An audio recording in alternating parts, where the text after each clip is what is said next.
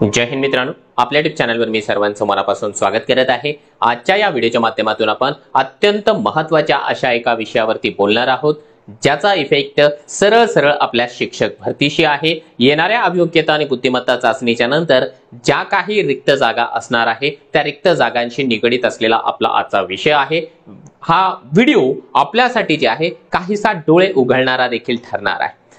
संच मान्यतेच्या संदर्भामध्ये जो काळा जी.आर. या ठिकाणी शासनाने प्रसिद्ध केलेला आहे, त्या काळ्या जी.आर.विषयी आपण या ठिकाणी तपशीलवार पद्धतीने माहिती पाहणार आहोत। काही गोष्टी आपल्याला या ठिकाणी कराव्या लागणार आहेत। त्या गोष्टी केल्याच्या नंतरच आपल्याला जे आहे जास्त जागांचा आकडा पुढच्या अभियोग्यता आणि बुद्धिमत्ता चाचणीनंतर मिळणार आहे। त्याविषयी देखील आपण या व्हिडिओच्या माध्यमातून माहिती बघणार आहोत। आणि विशेष म्हणजे आपलं जे मास्टर टीचर प्लॅटफॉर्म आहे, त्यांच्या वतीने एक मदत देखील आपण या व्हिडिओच्या माध्यमातून देतो आहोत। ती मदत नेमकी काय आहे, या सगळ्या गोष्टींविषयी माहिती पाहण्यापूर्वी आपण जर चॅनलवर नवीन असाल तर आमचं चॅनल सबस्क्राइब करा, साईडचं जे बेल आयकॉन आहे त्याला देखील प्रेस करा, जेणेकरून शिक्षक भरतीच्या संदर्भामधल्या कोणत्याही माहितीची अपडेट आपल्याकडून मिस होणार नाही। परंतु मित्रांनो, पुढे जाण्याच्या पूर्वी काही महत्त्वाची माहिती तुम्हाला या ठिकाणी सांगू इच्छितो, ती म्हणजे पुढच्या अभियोग्यता आणि बुद्धिमत्ता चाचणीच्या संदर्भामध्ये आपण जर का या परीक्षेची तयारी करत असाल तर IBPS चा जो पॅटर्न आहे, त्या पॅटर्न प्रमाणे मिशन टेट बॅच 3.0 ही एक अत्यंत महत्त्वाची बॅच तुमच्याकरिता उपलब्ध आहे। या बॅच मध्ये तुमच्याकरिता टेटच्या सर्व विषयांची तयारी करून घेतली जाणार आहे। त्यामध्ये IBPS एक्सपर्ट फॅकल्टी आहे, daily live plus recorded lecture आहे, अनलिमिटेड व्ह्यूज आहेत, PDF नोट्स आहे, डाऊट क्लिअरिंगचं सेशन आहे आणि विशेष म्हणजे 28,000 प्रश्नांची संख्या असलेली 500 टेस्ट ची जी सिरीज आहे, 500 टेस्ट या बॅच मध्ये तुमच्याकरिता अवेलेबल आहे। आणि यापेक्षा सगळ्यात जास्त हायलाइटेड पॉइंट जर काय काही असेल तर ती आहे महाराष्ट्रामधली टॉपची अशी फॅकल्टी, एक महत्त्वाची मजबूत अशा प्रकारची टीम। ज्या टीमला लीड करतात या ठिकाणी ज्ञान वराळे सर, ज्यांनी मागच्या परीक्षेमध्ये 174चा स्कोर केला। त्यानंतर विजय सर आहेत, विनोद सर आहेत, रुचिता मॅम आहेत इंग्लिशसाठी, अबूज पाटील सर या ठिकाणी सायकोलॉजीसाठी आहे, अशफाक शेख सर आहेत, गणेश सर आहेत, चौरे सर आहेत। या ठिकाणीची जी टीम आहे महाराष्ट्रामध्ये त्या गोष्टीसाठी ओळखले जाते ज्या लोकांनी IBPS ला मागच्या कित्येक वर्षापासून शिकवलेला आहे। यांच्या सानिध्यामध्ये अभ्यासाला सुरुवात करा, 100% आपल्याला यश मिळाल्याशिवाय राहणार नाही। याच्या व्यतिरिक्त आपल्याला जर का सरावासाठी टेस्ट हवे असेल तर तुमच्याकरिता 100 फुल लेंथ टेस्ट आणि 400 टॉपिक वाईज टेस्ट देखील उपलब्ध आहेत। कुठे उपलब्ध आहे? आपल्या हक्काचं प्लॅटफॉर्म या ठिकाणी मास्टर टीचर प्लॅटफॉर्म यावरती, ठीक आहे, तुमच्याकरिता अवेलेबल आहे। तुम्ही या ठिकाणी ऍप डाउनलोड घेऊ शकता। आता आपण येणार आहोत त्या काळ्या जी.आर. कडे, की ज्या जी.आर. मुळे बऱ्याच प्रमाणावरती शिक्षक भरतीमध्ये येणाऱ्या ज्या काही जागा आहेत त्या जागांना फटका बसताना आपल्याला दिसत आहे। आता यामध्ये नेमकं काय आहे, आपण नेमकं काय करू शकतो, त्याविषयी सगळ्या गोष्टी आपण या व्हिडिओच्या माध्यमातून जाणून घेणार आहोत। पहिली आणि महत्त्वाची गोष्ट तुम्हाला या ठिकाणी सांगतो आहे, या संदर्भामध्ये बरीच जनजागृती आपण आपल्या वतीने केलेली आहे। याच्या व्यतिरिक्त बाकीचे जे लोक आहेत शिक्षक भरतीच्या संदर्भामध्ये आपल्या चॅनलच्या माध्यमातून काम करणारे, त्याही लोकांनी व्यवस्थितपणाने या ठिकाणी तुम्हाला मार्गदर्शन केलेलं आहे।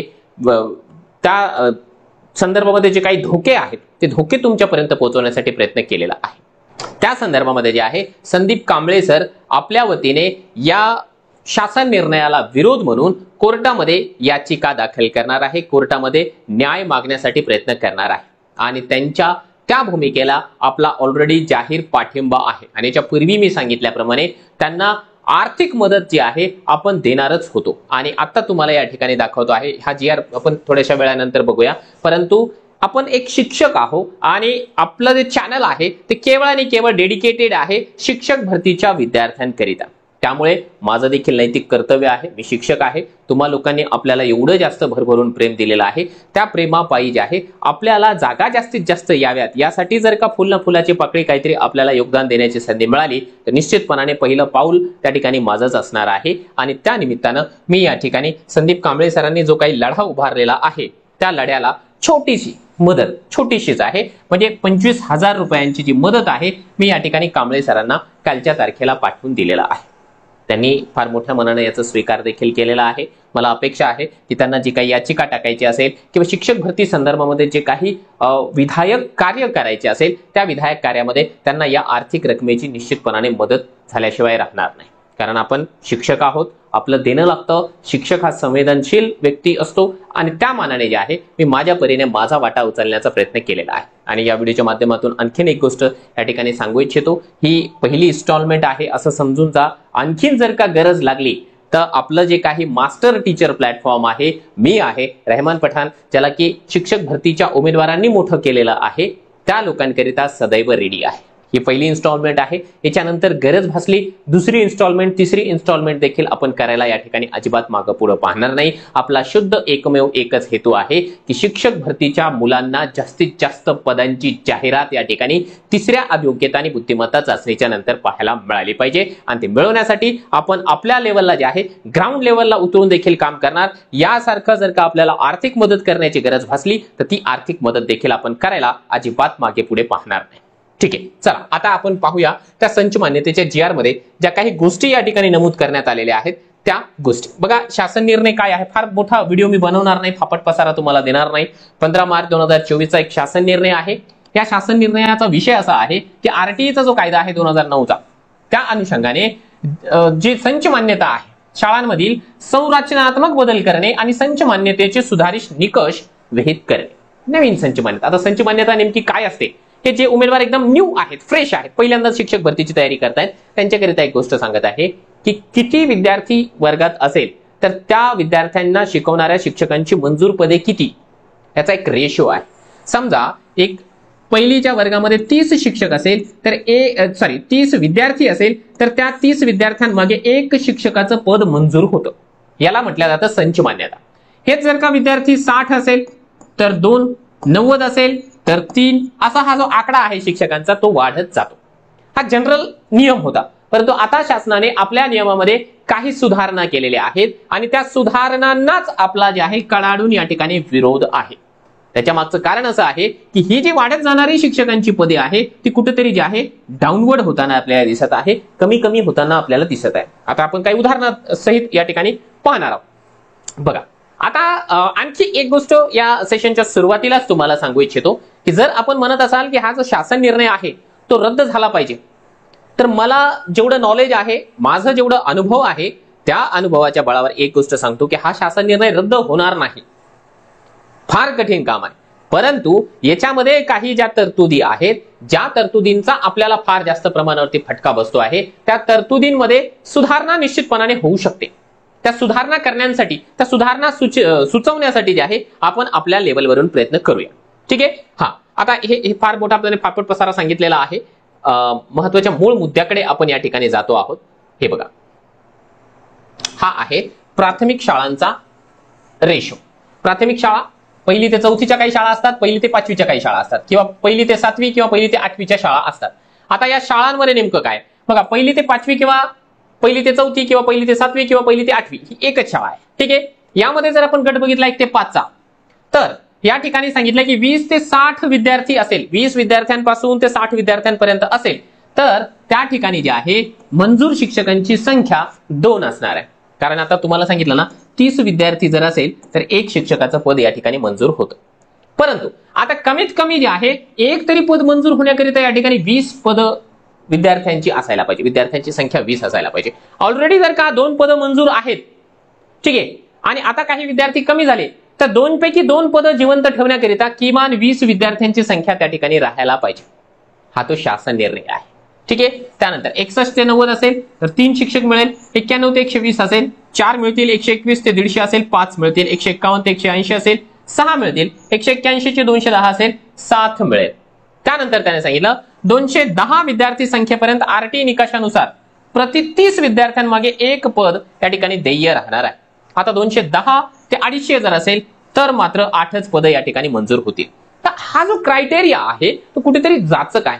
आणि यामुळे जर आरटीईच्या नियमानुसार ज्या पद्धतीने सांगितलेलं आहे की शाळेमध्ये एक विद्यार्थी जरी असेल तरी देखील तुम्हाला शाळा या ठिकाणी बंद करता येणार नाही, तर तो आरटीईच्या ऍक्टचा 2009चा जो ऍक्ट आहे त्याचं उल्लंघन या ठिकाणी होतो आहे. आणि त्या गोष्टीला आपण कोर्टामध्ये दाद निश्चितपणाने मागू शकतो, कारण त्याला जनमत या ठिकाणी खूप मोठ्या प्रमाणावरती आहे की असं व्हायला नकोय. याच्यापूर्वी देखील आपल्याला आठवत असेल की 1-1.5 वर्षापूर्वी केसरकर साहेब ज्यावेळेस शिक्षण मंत्री होते त्यावेळेस त्यांनी एक कायदा केला होता किंवा एक नियम आणला होता की 20 पेक्षा कमी पटाच्या ज्या शाळा आहेत त्या बंद करा.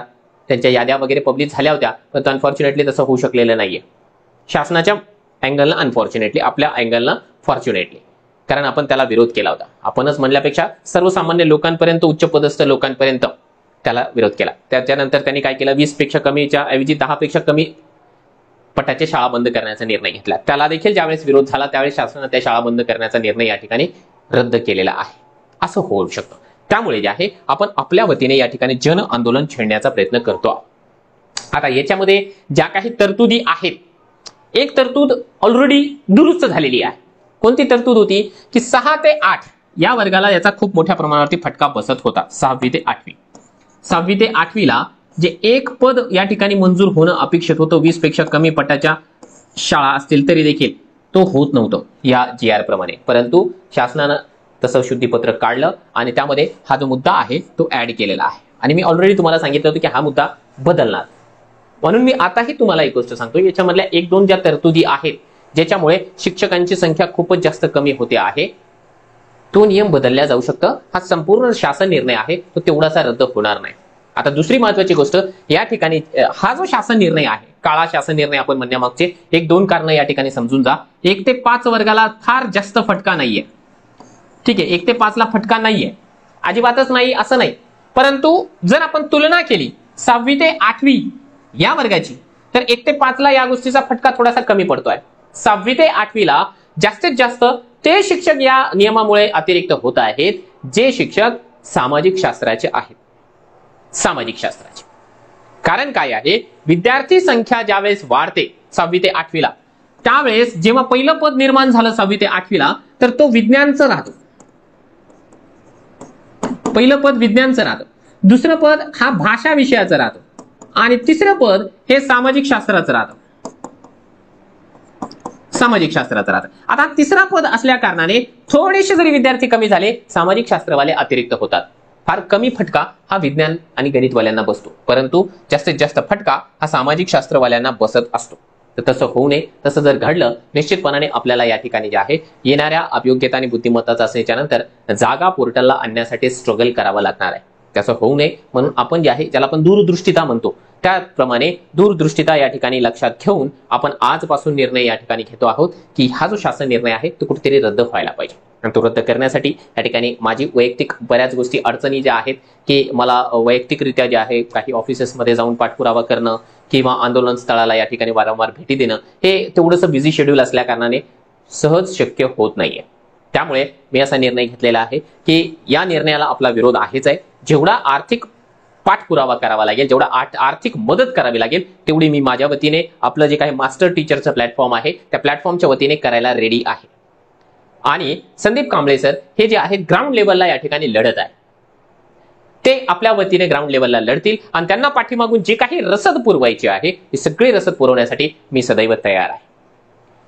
त्या दोघांची जर का व्यवस्थितपणाने सांगड लागली तर निश्चितपणाने आपण एक गोष्ट या ठिकाणी सांगू शकतो की संच मान्यतेच्या नियमामध्ये काही शुद्धीपत्रक आले तर आपल्याला तिसऱ्या अयोग्यता आणि बुद्धिमत्ता चाचणीच्या नंतर जास्तीत जास्त जागा या ठिकाणी पाहायला मिळतील. हा शासन निर्णय तुम्ही एकदा बारकाईने अभ्यासा. हा शासन निर्णय आपण आपल्या टेलिग्रामच्या चॅनलला देतो आहोत. टेलिग्रामच्या चॅनलचे लिंक या व्हिडिओच्या डिस्क्रिप्शन बॉक्समध्ये देण्यात आलेली आहे. आता याचा अर्थ असा नाहीये की आपल्याला जागाच येणार नाही, जागा येतील, आपल्याला ते आणाव्याच लागेल, आपण ते आणणारच आहोत. सध्या आपण आपल्या वतीने अभ्यास जो करतायत त्या अभ्यासावर फुल्ली कॉन्सन्ट्रेशन ठेवा. कारण काय आहे, आपली शिक्षक भरती 2-3 टप्प्यांच्या माध्यमातून पूर्णत्वास जात असते. पहिला टप्पा असतो अभ्यास करून परीक्षा देणे, दुसरा टप्पा आहे पोर्टलवर रजिस्ट्रेशन करणे आणि तिसरा आणि शेवटचा टप्पा असतो की वॅकन्सी आणणे, जाहिरात पब्लिश करणे. ठीक आहे, तर आता हा पहिल्या टप्प्यामध्ये आपण आहोत, तर आपल्याला अभ्यास करावा लागणार आहे. आपण आपल्या परीनं जागांचा विचार डोक्यामधून काढून आपण अभ्यासावर फोकस करा. एकदा आपला चांगला स्कोर घेऊन या, 150, 160, 170, 180 जेवढं आपल्यामध्ये पोटेन्शियल आहे तेवढं पोटेन्शियल वापरा. आपला स्कोर चांगला घेऊन या, त्यानंतर दुसऱ्या टप्प्यावर जाऊ आपण रजिस्ट्रेशनच्या आणि त्याच्यानंतर मग आपला स्कोर चांगला आला तर आपण भांडण करू, आंदोलन करू, जे काही आपल्याला शक्य आहे ते करू. बाकी आपण ही जी प्रोसेस करतो आहोत, न्यायालयीन लढा जो काही लढण्याचा प्रयत्न करतो आहोत, त्या लढ्यातून आपल्याला तोपर्यंत यश मिळून गेलेलं असणार आहे. त्यामुळे अभ्यासावरचा फोकस आपल्याला या ठिकाणी अजिबात डायव्हर्ट होऊ द्यायचा नाही. तुम्हाला ऑनलाईन अभ्यासाला या ठिकाणी मदत करायची असेल तर ऑनलाईन अभ्यासाला मदत तुमच्याकरिता जी आहे या ठिकाणी उपलब्ध आहे. आपल्याला महाराष्ट्रामधलं सर्वोत्कृष्ट अशा प्रकारचं प्लॅटफॉर्म उपलब्ध करून दिलेला आहे. माझी अशी इच्छा आहे की लगेच आपण जे आहे यांचं मार्गदर्शन घेऊ नये, पहिले इस्तेमाल करे फिर विश्वास करे या म्हणीप्रमाणे अगोदर आपल्या चॅनलवरती यांचे बरेचसे डेमो अवेलेबल आहेत. डेमो बघा, आपल्याला वाटलं की यार ठीक आहे, यांची जी टीचिंगची मेथड आहे ती आपल्याला समजण्यासारखी आहे आणि एक्झॅक्टली त्या लेवलची आहे ज्या लेवलपर्यंत IBPS क्वेश्चन घेऊन जातो. त्याच्यानंतर तुम्ही जॉईन करू शकता. ठीक आहे, हे नकोय तर आपल्याला टेस्ट सिरीज देखील अवेलेबल आहे. आपला एकच प्लॅटफॉर्म आहे, तो प्लॅटफॉर्म मास्टर टीचर नावाचा आहे. ठीक आहे, मास्टर टीचर हे आपल्या हक्काचं प्लॅटफॉर्म आहे. बाकी आणखी काही मदत आपल्याला या ठिकाणी लागत असेल, हक्कानं तुम्ही सांगू शकता, कारण तुमच्या हक्काचं एकमेव व्यासपीठ युट्यूबवरती हेच आहे, रेहमान पठाण युट्यूब चॅनल, किंवा याला जे आहे दुसरं नाव आपण मास्टर टीचर प्लॅटफॉर्म जरी म्हटलं तरी देखील ते चुकीचं ठरणार नाही. चला पुन्हा भेटूया आपण पुढच्या सेशनमध्ये. तोपर्यंत जय हिंद, जय महाराष्ट्र.